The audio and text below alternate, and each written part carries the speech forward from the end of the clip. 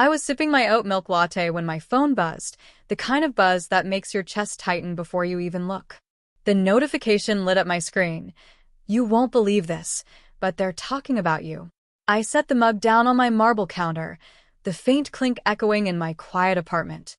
The morning sun streamed through the floor-to-ceiling windows, glinting off the golden frame of my most recent award, the one I still hadn't posted about online.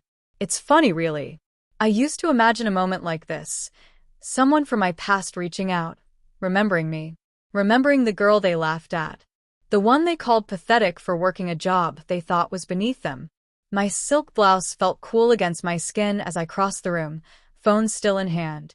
I glanced at my reflection in the glass, hair sleek, makeup subtle, the kind of polished look that said I had everything under control. But my heart still clenched. Because no matter how far you run, certain memories find you. I opened the message. A link. And below it just 3 words. "Look at this." I clicked. And there it was, my face, my name, trending everywhere. The girl they mocked was gone. But for the first time in years, I could feel her smile. 4 years ago, I was sitting at my parents' kitchen table, laptop open, headphones tangled, and a pit of dread in my stomach. I had just told them I was going to quit my job at the insurance office and focus on content creation full-time. My dad didn't even look up from his newspaper. "You're telling me you're quitting a real job to make TikToks?" His laugh was sharp, like the snap of a rubber band. Mom sighed, pressing her coffee cup to her forehead. "Honey, that's not a career. That's a hobby. Do you really want to embarrass yourself like this?" My brother, sitting across from me, smirked. "So, what's the plan? You're going to dance on camera for a living? Maybe juggle while you're at it."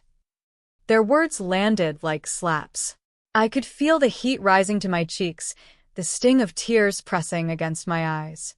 My hands shook as I closed the laptop and pushed it away. "It's not just dancing," I said quietly. "I'm building something. People like my videos. They're growing." Growing into what? Dad's voice boomed now, finally looking at me. "You're wasting your degree. Wasting your time." The lump in my throat was unbearable. I stood up so fast my chair screeched against the floor.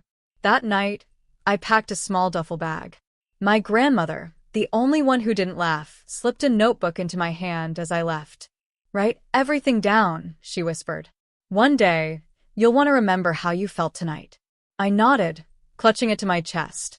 When I closed the door behind me, I swore under my breath. One day they'll see. The first night in my tiny rented studio apartment, I sat cross-legged on the floor with takeout noodles and that notebook my grandmother gave me. I wrote everything. My anger, my fear, my vow to prove them wrong. Then I worked. I recorded videos late into the night, editing until my eyes burned. At first, no one watched. A few pity likes, maybe a comment or 2. But I kept going. I studied trends, learned better lighting, taught myself video editing on YouTube. It wasn't glamorous.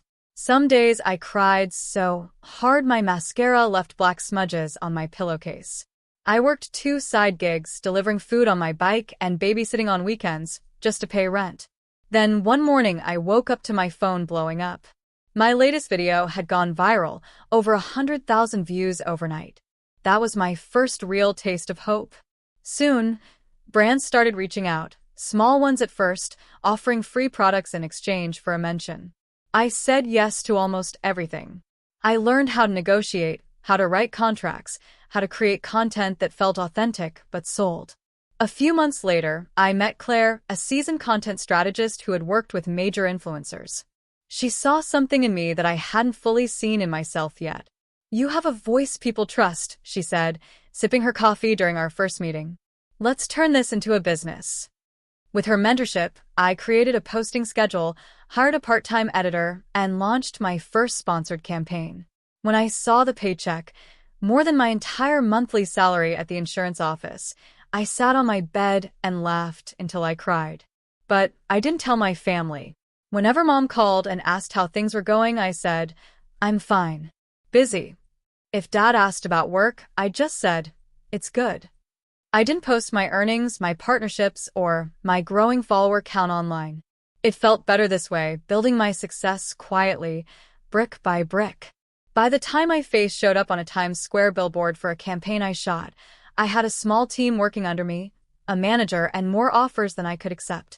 But even then, I kept it secret. I wanted them to see it all at once, the girl they mocked, standing at the top of the very mountain they said didn't. The message that morning had come from my cousin, of all people. "Look at this," she'd written. It was a screenshot from Facebook, a post from my hometown's community group. It showed a picture of me standing under that Times Square billboard, smiling, holding a coffee cup with the caption, "Local girl makes it big, influencer featured in national campaign." And just like that, my secret was out. By noon, my phone wouldn't stop buzzing, calls, texts, notifications piling up. Then came the one I'd been expecting and dreading all at once. "Sweetheart." Mom's voice on the other end was careful, almost trembling. "Your dad and I are in the city this weekend. Could we stop by?" I almost said no. Almost told her I was busy, that we'd talk some other time. But something inside me, that younger version of me clutching the notebook, whispered, "It's time." When they arrived 2 days later, I was ready. I opened the door to my loft, letting them step inside. The look on their faces was priceless. Wide eyes taking in the airy, sunlit space, the sleek furniture, the framed awards lining one wall. "Wow," Mom breathed, running her hand over the edge of my quartz island. "This is yours." "Yes." I smiled, calm but almost buzzing with adrenaline. "All mine." Dad was quieter, scanning the room. His gaze landed on my studio setup, the professional lights, cameras, tripods neatly arranged in the corner. "This is where you work?" His voice was softer than I'd ever heard it. "Yes," I said again. "This is my company headquarters." I walked them through the space, showed them my office nook with a plaque from the campaign, my YouTube Silver Play button mounted proudly on the wall, and a corkboard filled with upcoming collaborations. They didn't say much, just followed, eyes darting everywhere, as if trying to catch up with the reality in front of them. When we circled back to the living room, I sat down and let the silence stretch. "Everything you see," I said finally, "I built from that job you mocked. The one you said was embarrassing." Mom's face crumpled. She covered her mouth with her hand. Dad sank into a chair, rubbing the back of his neck. "I didn't just make silly videos," I continued, voice steady now. "I built a business. I employ people. I'm financially independent. And yes, I'm famous. People recognize me on the street. Brands compete for my time. This is what you laughed at." No one spoke for a long moment. The sound of the city outside drifted in through the windows, faint car horns, the hum of life. Finally, Dad looked up. His voice was rough. I didn't know." "I know you didn't," I said quietly. "That's why I didn't tell you. I wanted you to see it for yourself. To see me." Mom's eyes were wet now. "We were wrong," she whispered. "So wrong." I nodded. "Yes, you were." I let their silence sit for a while longer. It wasn't out of cruelty. It was so they could feel it, really feel it. The weight of everything they had said to me, everything I had carried all these years. When I finally spoke, my voice was calm. "Steady." "I didn't bring you here to rub this in your faces," I said. "But I needed you to understand that what you called a joke, what you mocked, this was my dream. And I made it real without you." Mom dabbed at her eyes with a tissue. Dad just stared at the floor. "I don't want an apology," I continued, leaning forward. "Not unless you mean it. But I do have conditions if we're going to have a relationship again." Their heads lifted, almost in unison. "First," I said, "you stop mocking anyone's work, anyone's dream. I don't care if it's waiting tables, making videos, painting houses, or running a company. You respect it. Every job matters. Every dream matters." Mom nodded quickly, her lip trembling. "Second," I said, turning to Dad, "I need you to stop measuring my worth by degrees, titles, or traditional jobs. I'm not going to live my life to fit your idea of success. I define that for myself now." He swallowed hard, then nodded. "And last," I said, my voice softening, If you want to be part of my life, I need you to support me publicly. No more pretending I'm doing something silly or temporary when people ask. You tell them the truth, that your daughter is a business owner, a creator, and that you're proud of me." Mom's tears were falling freely now. She reached across the table and took my hand. "I am proud of you. I didn't understand. I promise I'll never laugh at you again." Dad cleared his throat, his voice low. "I was wrong. About everything. You worked harder than I ever imagined. You proved us all wrong. And yes, I am proud. I'll tell anyone who asks." Something in me loosened, like a knot I'd been carrying for years finally coming undone.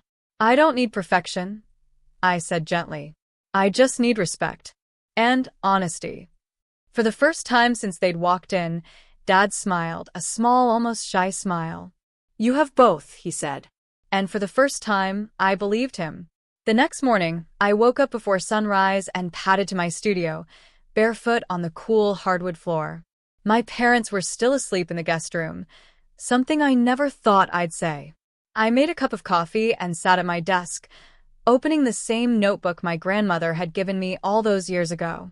The pages were nearly full now, crammed with messy handwriting, my late-night fears, my big wins, my small heartbreaks, my stubborn promises to myself. I flipped back to the first page, where I had scribbled that vow. "One day they'll see." I smiled. They had. Later that morning, Mom wandered into the kitchen as I was setting up my camera for a live stream. She looked around at the ring lights, the tripods, the laptop, and then back at me. "Do you mind if I watch?" she asked hesitantly. Something in my chest warmed. "Sure," I said. "Just stay behind the camera." When I went live, thousands of viewers flooded in. I greeted them with the same easy smile I always did, but something about it felt different this time. I wasn't just performing. I wasn't just proving myself. I was standing exactly where I was meant to be. After the stream, Dad was waiting in the living room. He had his phone out, showing me a post he'd just made on Facebook, a photo of me with a caption, "My daughter, the entrepreneur." Couldn't be prouder. I didn't cry. I thought I might, but I didn't. Instead, I felt steady, grounded whole. That night, as they packed their bags to leave, Mom hugged me tight and whispered, "You inspire me. You really do." After they left, I sat on my balcony, the city lights glittering below. I held the notebook in my lap one last time, then closed it gently. "They mocked my job," I said softly, smiling into the night. "Now they call me an inspiration."